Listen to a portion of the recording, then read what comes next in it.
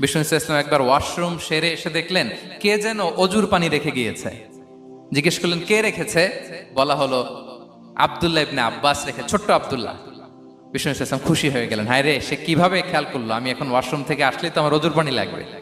খুশি হয়ে একটা দোয়া করলেন তার জন্য। তিনি বললেন আল্লাহুম্মা ফাক্কিহহু ফিদ্দীন ওয়া আল্লিমহু তা'বীল, মানে হে আল্লাহ, আপনি তাকে দ্বীনের জ্ঞান দেন এবং কোরআনের ব্যাখ্যা তারে শিক্ষা দেন। বিশ্বনবীর এই দোয়া এমন ভাবে কবুল হয়েছে, এই আব্দুল্লাহ ইবনে আব্বাস যত মুফাসসির পৃথিবীতে আসবে সকল মুফাসসিরদের সম্রাট হিসেবে আল্লাহ তাকে কবুল করেছেন। বিশ্বনবীর দোয়া তারা পেয়েছেন। উম্মে সুলাইম রাদিয়াল্লাহু তাআলা আনহা আনাস রাদিয়াল্লাহু তাআলা আনহুকে নিয়ে আসলেন, বললেন নবী হে, আপনি এসেছেন, আমরা যে এত খুশি মদিনাবাসী, সবাই দেখে আপনার হাতে কিছু না কিছু হাদিয়া দেয়, আমি কি দিব?